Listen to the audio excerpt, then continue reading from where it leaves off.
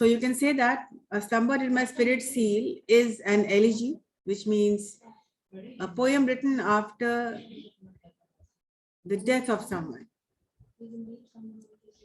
So in Lucy, Wordsworth writes about his feelings about his beloved Lucy. The poem is divided into past tense and present tense. It starts with the past tense with the lines,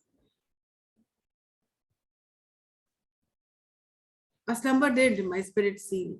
A slumber is a short sleep. He was almost lost in thoughts. So he was not afraid of anything. He could not see anything. He could not feel anything. Just Lucy was in his mind. And then he writes, "I had no human fear." He was not afraid of anything else.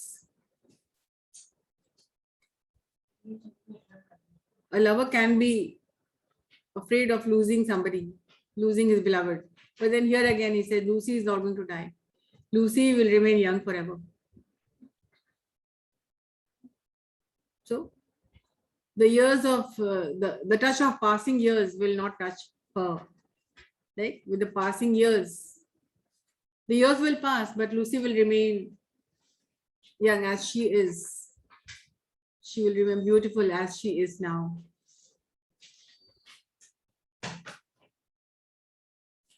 So the lines, "A slumber did my spirit seal. I had no human fears. She seemed a thing which could not feel the touch of earthly years.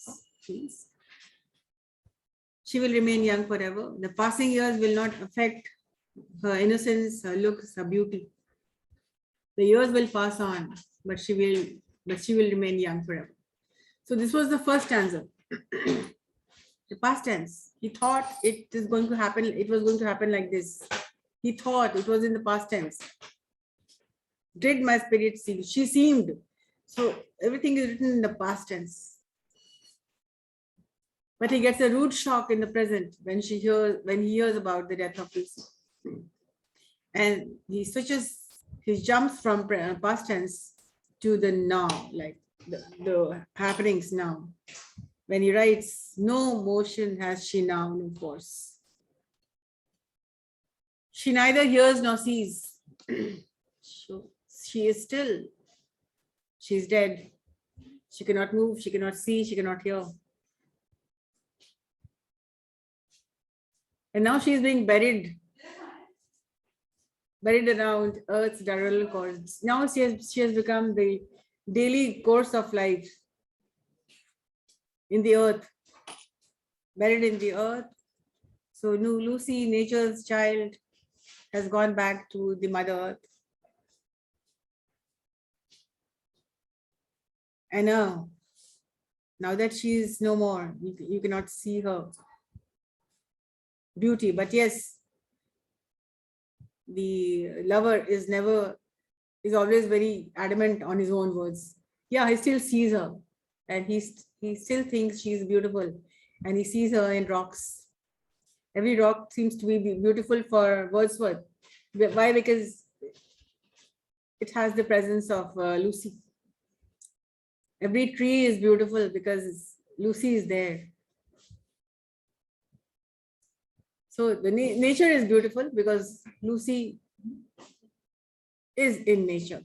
So as Wordsworth was a lover of nature. The theme actually is nature only. And Wordsworth's last poem on Lucy was this. Did you understand? Yes, ma'am. Yes, ma'am. Yes. Next out.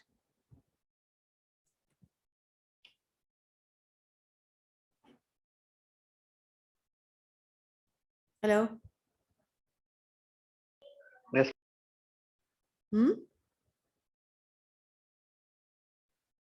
Hello. Yes, ma'am. First of all, before you speak to me, you need to keep your cameras on. Utni to discipline. All right. Let me know what you want to know from me.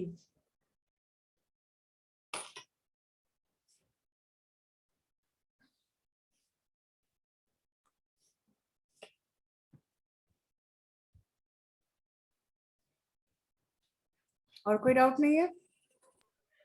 Ma'am और to the west wind का major theme अगर लिखने के लिए आ जाए तो उसमें क्या लिखना पड़ेगा वो बता देते।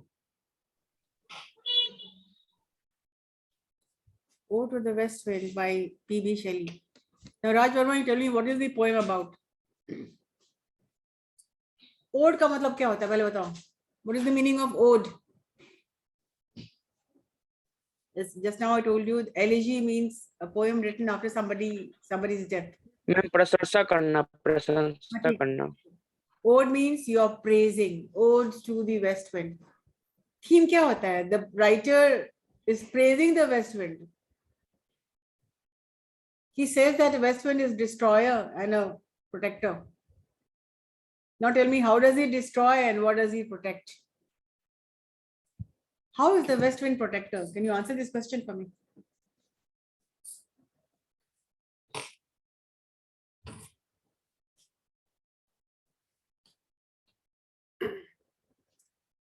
If you read the first stanza, you will get to know the answer. How does the west wind protect?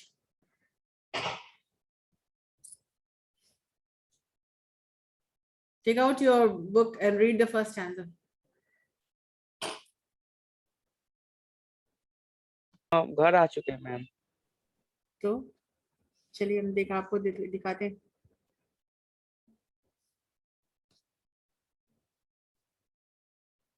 Because west wind scatters the seeds.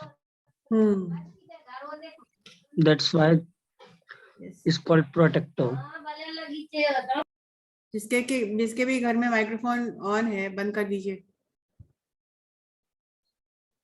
Why do I need to repeat and repeatedly tell you this thing? The first stanza. See? How many lines?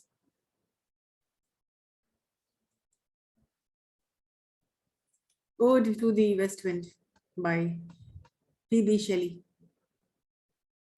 Ode, 14 lines. yeah. 14 lines. Sonnet. This is a sonnet. What is a sonnet? Poems of how many lines? 14 lines. अब देखो objective यही सब होगा. नहीं जानोगे तो फिर don't come crying to me, I did not pass.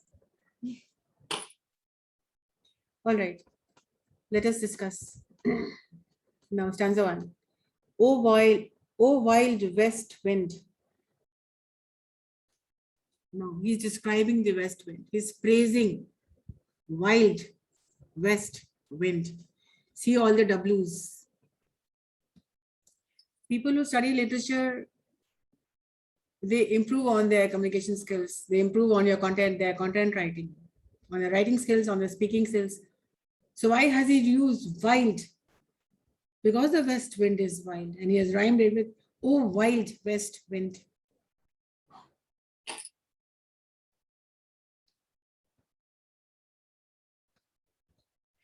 Thou breathe of autumn's being. You breathe, when you come, it is autumn.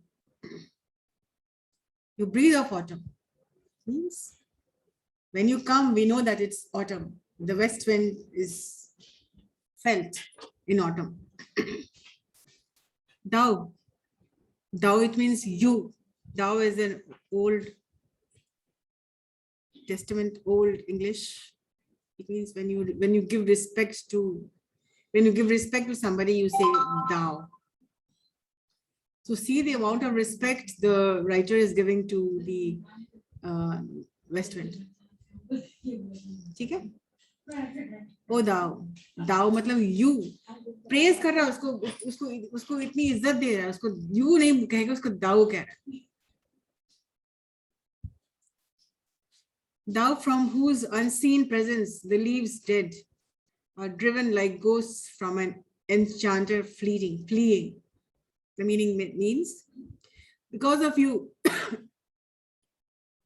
you are responsible to lift the dead leaves from the ground. And they are taken, they are driven like ghosts from an enchanter fleeing. जिस तरह से ghost को देख के लोग भागते हैं, उसी तरह से west wind भी आता है. He comes with such a force, it feels like some ghost is behind him. And he is running, taking all the leaves which are scattered on the ground. कहाँ लेके जा रहा है? Scatter करने के लिए. अभी scatter word नहीं आया है, because अभी नहीं description है. The west wind has come with complete force, wild, and it is lifting all the leaves, autumn leaves. Some leaves are there on trees also. Because of, had it not been for the west wind, the leaves would have been hanging on the trees like that. But the west wind moves them into action. And all these leaves are driven so fast as if some ghost is behind them. Fleeing means running in a तेजी से भागना, fleeing, present tense, continuous. The second paragraph is describing the leaves, yellow and black. In autumn, the leaves turn yellow. From green, they turn yellow, they turn black, and pale, a lighter shade of yellow, and hectic red, sometimes rustic red, like rust. Hectic means so much red that it becomes like red and brown mixed rust color, hectic red. So he is describing the leaves. Pestilence stricken. It means as if some disease, because of this disease, they have become pale, they have become sick. Multitude, so many of them are dying, they are dead, because as if some disease has struck them. So किसी disease के तहत वो लोग काले हो जाते हैं, पीले हो जाते हैं और गिर जाते हैं. O thou, who's charioteer to their dark wintry bed. और तुमको leaves को के बारे में बात हो रही है. The west wind becomes the charioteer, जो dead bodies को ले जाता है, कोई carriage. Dead bodies को ले जाने वाला charioteer होता है, जो कि उसको ले जाता है, carriage पे ले जाता है, जिससे dead body को carry किया जाता है. उसी तरह से वेस्ट विंड इन लोगों को विंटरी बेड तक पहुंचा देता है. विंटरी बेड का मतलब होता है जैसे मरे हुए लोगों को मुर्दा घर वो दफनाया जाता है, उसी तरह से मरे हुए लीव्स को वो पहुंचा देता है, दफन कर देता है विंटरी बेड में. विंटरी बेड का मतलब होता है कहीं दूर जाकर के स्कैटर कर देता है.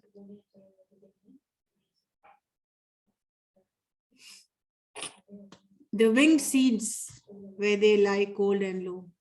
और वो seeds पत्तों के साथ, leaves के साथ, they also seeds there.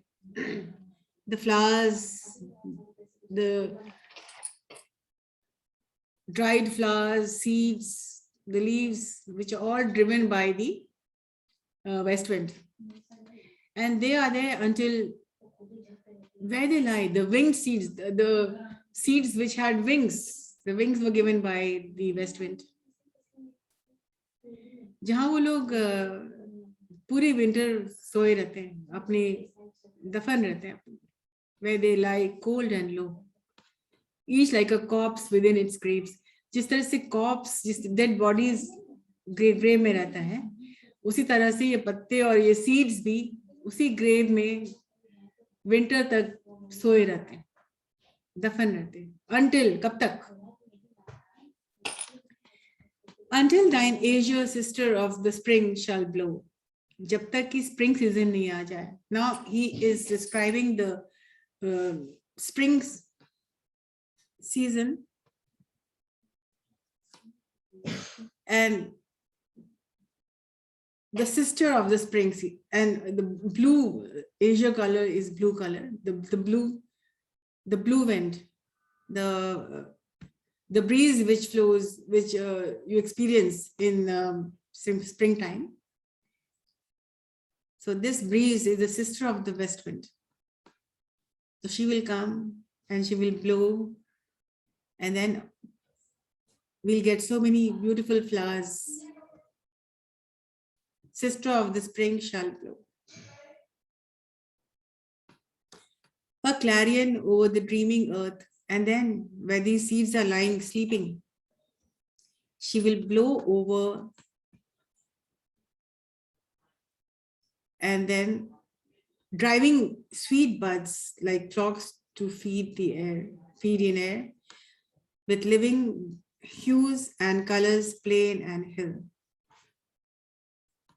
All the hills pay, plains pay, har jagah we get flowers because of the sister of the west wind who will come and blow a clarion. Clarion is a musical instrument, but then he compares it with the spring.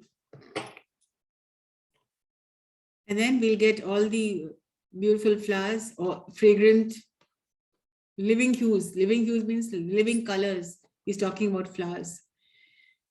And fragrant odors means fragrance. Kahan hoga? We plains pe, hills pe, har jagah we'll get flowers in the spring season. Wild spirit. Then again he is addressing this west wind. Wild spirit, which art moving everywhere. He said, you are wild and you're moving everywhere. Destroyer and preserver. And here he is clarified why the west wind is destroyer and a preserver, which was my question number 1 today. How can you say that the west wind is a destroyer and a preserver? And then he's asking he's talking to the west wind. Here, oh here, listen, that you are the destroyer. You are everywhere. You're moving everywhere, here and there and everywhere.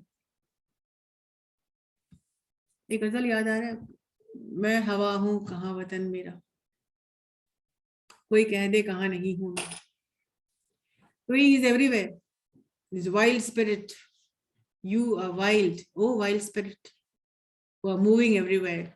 You are the destroyer and the preserver. Here, oh here. 14 lines completed, and the answer of the question, how can the west wind be the destroyer and the preserver? Did you understand? Yes, ma'am. Yes, ma'am. Look, for objective, you will have to study like this only. Every paragraph read, explained, isn't it? So we'll come again, we'll give you some classes that you already have a class 12 to 1, isn't it? So I had taken it off because there was, but I'll continue with this class for some time. That's it for today. Thank you. Thank you.